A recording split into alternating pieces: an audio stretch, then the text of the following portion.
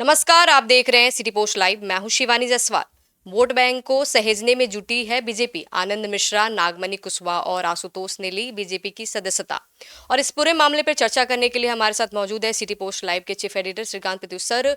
आज बहुत तीन बड़े नेता शामिल हुए बीजेपी के दल में, जो कि आपको पता ही होगा। नागमणि कुशवाहा लगातार 15वीं बार अपने दल को बदले हैं। क्या यहाँ पे भी वो ठहर पाएंगे? आनंद मिश्रा जो एक मतलब ब्राह्मण है, और कुशवाहा, आप क्या कहना चाहेंगे पूरे मामले पे? आपने ठीक कहा कि तीन नेता शामिल हुए हैं, तीनों तीन जाति के हैं। आनंद मिश्रा आईपीएस हैं, वो ब्राह्मण हैं, और आशुतोष कुमार भूमिहार हैं, और नागमणि कुशवाहा हैं। तो तीन जाति के नेताओं को एक साथ बीजेपी ने शामिल कराया है, और ये बीजेपी के परंपरागत वोटर रहे हैं। मतलब कुशवाहा भी बीजेपी के लिए हमेशा वोट करते रहे हैं, ब्राह्मण भी करते रहे हैं, भूमिहार भी करते रहे हैं। तो बीजेपी को चिंता सता रही है अपने परंपरागत वोटरों को रोकने की, और इसीलिए बीजेपी ने इन लोगों को ज्वाइन कराया है। और आपको पता ही है कि विधानसभा चुनाव से पहले पाला बदलने एवं वोट बैंक को सहेजने की पहल तो हर पार्टी शुरू कर देती है। तो बीजेपी भी उसी पहल को आगे बढ़ा रही है, और बीजेपी ने अपने परंपरागत वोट बैंक को समेट मतलब बचाने के लिए ही ये सब कुछ किया है। तो आईपीएस आनंद मिश्रा तो जनसुराज में थे, आपको पता ही है, जनसुराज के बड़ा चेहरा बन गए थे। प्रशांत किशोर के बाद दूसरे नंबर के नेता थे, लेकिन अचानक उन्होंने जनसुराज छोड़ दी और ये कहना शुरू कर दिया कि मैं तो बीजेपी के लिए आया था, बीजेपी के लिए नौकरी छोड़ी थी, बीजेपी के लिए काम करूंगा। तो आनंद मिश्रा ब्राह्मण हैं, बक्सर इलाके के हैं, शाहबाद इलाके के हैं, आ गए। तो ब्राह्मणों का वोट बैंक थोड़ा सुधरेगा। दूसरा हैं नागमणि। नागमणि कुशवाहा समाज के बड़े नेता हैं, वो भारत सरकार के मंत्री भी रह चुके हैं, उनकी पत्नी सुचित्रा भी बिहार सरकार की मंत्री रह चुकी हैं, और बहुत कद्दावर नेता हैं कुशवाहा समाज के। तो उनके आने से कुशवाहा वोट बैंक में जो सिंधमारी तेजस्वी ने की थी पिछली बार, शायद वो कम हो, क्योंकि बीजेपी पहले लौकुश समीकरण के लिए पूरी तरह से नीतीश पर आश्रित थी।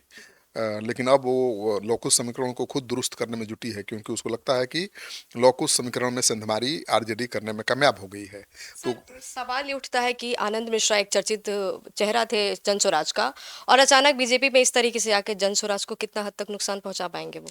अब देखिए, जनसुराज में थे तो फायदा पहुंचा रहे थे, और जनसुराज के बड़े चेहरा बन चुके थे, लेकिन अब आ गए हैं बीजेपी में, तो जनसुराज को कितना नुकसान उन्होंने पहुंचाएगा। दावा किया था कि जिएंगे बीजेपी के साथ, मरेंगे बीजेपी के साथ। हाँ, उन्होंने पहले ही कहना शुरू कर दिया था कि भाई उनकी पृष्ठभूमि, उनकी सोच, उनका बैकग्राउंड आरएसएस का रहा है, और वो बीजेपी के लिए ही नौकरी छोड़कर आए थे।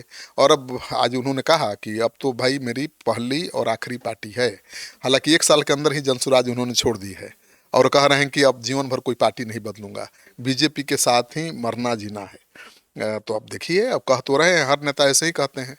अगर आनंद मिश्रा अपनी बात पर टिके रहे तो बीजेपी में बहुत आगे जा सकते हैं। सर, बीजेपी ने बोला है कि वो किसी बिना शर्त के आए हैं हमारे पार्टी में, तो क्या है पूरा मामला? हाँ, बीजेपी के प्रदेश अध्यक्ष ने क्लियर किया आज प्रेस कॉन्फ्रेंस में कि सबसे अच्छी बात उनको ये लगी कि आनंद मिश्रा किसी लालच से नहीं आए हैं, किसी शर्त पर नहीं आए हैं बीजेपी में, और वो चुनाव भी नहीं लड़ना चाहते हैं। तो पार्टी की सेवा करने आए हैं, पार्टी को मजबूत करने आए हैं। और खुद आनंद मिश्रा ने भी स्पष्टीकरण दिया कि भाई वो चुनाव लड़ने के लिए नहीं आए हैं, टिकट के लिए नहीं आए हैं, वो बीजेपी के लिए काम करने आए हैं, बीजेपी के लिए काम करेंगे। बीजेपी जब मजबूत होगी तो बिहार मजबूत होगा, बिहार मजबूत होगा तो देश मजबूत होगा। तो वो उन्होंने इस बात को दोहराया है। मतलब आनंद मिश्रा चुनाव नहीं लड़ने जा रहे हैं विधानसभा का, उनकी नज़र होगी लोकसभा चुनाव पर। लोकसभा चुनाव ही लड़ना चाहते थे वो बक्सर से, टिकट नहीं मिला तो निर्दलीय लड़ गए थे, और 50,000 वोट भी उनको मिला था, और उनके कारण ही बीजेपी हार गई थी। तो अब उनकी नज़र है लोकसभा सीट पर। अब आईपीएस की नौकरी छोड़ के आए हैं तो विधायक बनेंगे, तो सीधे जाएंगे लोकसभा। तो आनंद मिश्रा विधानसभा नहीं लड़ेंगे, ये बात मान लीजिए, क्योंकि बीजेपी ने भी क्लियर कर दिया है और आनंद मिश्रा ने भी क्लियर कर दिया। सर, पवन सिंह जो है, केंद्रीय पूर्व मंत्री आर के सिंह से मिले हैं। क्या इस पे क्या कुछ अटकलें लगाई जा रही है? देखिए, आपको पता है कि शाहाबाद पहले बीजेपी का एनडीए का गढ़ हुआ करता था, लेकिन पिछले विधानसभा चुनाव से ही वहां पर महागठबंधन का झंडा गड़ गया है। अब 23 विधानसभा सीटें हैं शाहाबाद में, जिसमें से केवल 3 पर एनडीए का कब्जा है, बाकी महागठबंधन के कब्जे में सारी सीटें हैं। और लोकसभा चुनाव में तो पूरा खूंटा ही उखड़ गया। पहले तो भाई सांसद थे, बक्सर भी बीजेपी का था, आरा भी बीजेपी का था, लेकिन करहगर भी बीजेपी का था, काराकाट, लेकिन सब निकल गया हाथ से। इस बार काराकाट भी हार गए उपेंद्र कुशवाहा, बक्सर में हार गई बीजेपी और आरा में भी आरके सिंह हार गए। तो माना जा रहा था कि उपेंद्र कुशवाहा के खिलाफ जो पवन सिंह खड़ा हो गए तो कुशवाहा समाज बहुत नाराज हो गया और उसको लगा कि बीजेपी ने साजिश के तहत उसके नेता को हराने की कोशिश की है। तो पूरे शाहाबाद में कुशवाहा ने महागठबंधन के लिए वोट कर दिया, तो महागठबंधन को जीत मिल गई, बीजेपी एनडीए को हार मिली और इस बार फूंक फूंक कर बीजेपी कदम रख रही है। तो क्या बीजेपी शाहाबाद को बचा पाएगी इस बार? मुश्किल काम है। देखिए कि अब जहाँ एक बार खूंटा गड़ जाता है उखाड़ना थोड़ा मुश्किल होता है, लेकिन अगर कुशवाहा वोटर इंटैक्ट हो गए, राजपूत वोटों में जो बिखराव आया था वो अगर बच गया तो कुछ भी हो सकता है। और देखिए जिस तरह से आरके सिंह से मिले हैं पवन सिंह पर तो आरके सिंह ने ही आरोप लगाया था ना कि बीजेपी के एक बड़े नेता ने पवन सिंह को उपेंद्र कुशवाहा को हराने के लिए खड़ा कर दिया था और उसका खमियाजा पूरे शाहाबाद में बीजेपी एनडीए को भुगतना पड़ा है। अब दोनों मिल रहे हैं तो मतलब अच्छी बात है। आरके सिंह के कहने पर ही बीजेपी से उनको निष्कासित किया गया था पवन सिंह को, क्योंकि वो आरएस चुनाव लड़ना चाहते थे। फिर उनको बंगाल से टिकट दे दिया गया, लेकिन वो तैयार नहीं हुए, बागी लड़ गए काराकाट से और उन्होंने खेल बिगाड़ दिया पूरे शाहाबाद में बीजेपी का। तो अब दोनों साथ मिल रहे हैं तो मतलब नया समीकरण बनाने की कोशिश। सर सवाल ये उठता है कि अचानक पवन सिंह का बीजेपी को ज्वाइन करना है, ऐसे अटकलें लगाई जा रही थी कि वो जन स्वराज को ज्वाइन करेंगे। हाँ देखिए खबरें आई थी क्योंकि मनीष कश्यप जो जन स्वराज में आ चुके हैं वो लगातार मिल रहे थे पवन से, तो उम्मीद लगाई जा रही थी, अटकलें लगाई जा रही थी कि वो जन स्वराज में आ सकते हैं। लेकिन अब कुछ ही दिन बाद पवन सिंह का तेवर अलग दिखाई देने लगा था। वो तो तेजस्वी यादव के भी संपर्क में आ गए थे। ठीक है, अब आरके सिंह से भी मिल रहे हैं, तो पवन सिंह शाहाबाद में राजपूतों की गोलबंदी में अहम भूमिका निभा सकते हैं, इसलिए बीजेपी उनको छोड़ना नहीं चाहती है। तो बीजेपी में आ सकते हैं देर सवेर वो, इसमें कोई शक की गुंजाइश नहीं है। महागठबंधन में जाएंगे तो चुनौती बढ़ेगी इस बार एनडीए की।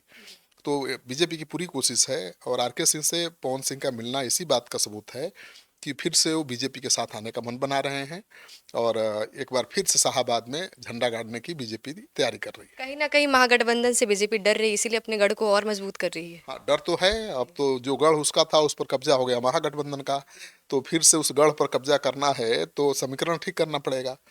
तो ब्राह्मण, भूमिहार, राजपूत, कुशवाहा जो वोट बैंक है उसको इंटैक्ट रखना पड़ेगा और इसलिए उपेंद्र कुशवाहा को बीजेपी ने अपने साथ रखा है। फिर नागमणि को भी ला दिया बीजेपी ने, तो भी कुशवाहा नेता हैं। आनंद मिश्रा जो आईपीएस अधिकारी हैं ब्राह्मण समाज से आते हैं, उनको ला दिया तो ब्राह्मणों के वोट बैंक पर असर पड़ेगा। और फिर भूमिहार हैं आशुतोष, उनको भी जोड़ दिया, वो भी अपना दल बनाकर पॉलिटिक्स कर रहे थे लेकिन अब बीजेपी में शामिल हो गए और सब कसम खा रहे हैं कि बीजेपी के साथ जीना मरना बीजेपी के साथ, तो असर पड़ेगा। अब देखिए कितना असर पड़ेगा, कितनी सर लगातार 15वीं बार अपनी दल को बदले हैं नागमणि, इस बार टिक पाएंगे यहाँ पे? अब देखिए कहना बड़ा मुश्किल है। नागमणि भाई तो 15वीं बार किसी दूसरे दल में गए हैं, कई बार अपना दल भी बना चुके हैं, लेकिन हैं बड़े नेता कुशवाहा के भाई। उनके पिताजी तो बहुत बड़े नेता थे बिहार के, जगदेव बाबू। अब तो जगदेव बाबू के बेटे हैं तो थोड़ा उनका तेवर रहता है तल्ख, वो किसी की सुनते नहीं हैं, किसी के कंट्रोल में नहीं रहना चाहते, एकदम स्वतंत्र विचार वाले हैं, तो उनको इसकी कीमत चुकानी पड़ती है। लेकिन इससे उनकी अहमियत कम नहीं हो जाती है। वो पूर्व केंद्रीय मंत्री हैं, उनकी पत्नी बिहार सरकार में मंत्री रह चुकी हैं, तो अगर एक बार फिर से बीजेपी के साथ आ गए हैं तो उनकी भी ताकत बढ़ेगी और मुझे लगता है कि एनडीए को भी फायदा मिलेगा। कहीं ना कहीं बीजेपी स्ट्रांग हो रही है। हाँ कोशिश तो दिख रही है, जिस तरह से छोटे छोटे चीज़ों पर ध्यान बीजेपी दे रही है उससे तो लगता है कि बीजेपी किसी कीमत पर इस चुनाव में जीतना चाहती है, सरकार बनाना चाहती है। जैसा कि आप सुन रहे थे हमारे डिबेट को, अपनी राय कमेंट सेक्शन में जरूर शेयर करें। तो फिलहाल इस खबर में इतना ही, आगे की खबरों के लिए देखते रहिए सिटी पोस्ट लाइव, तब तक के लिए धन्यवाद।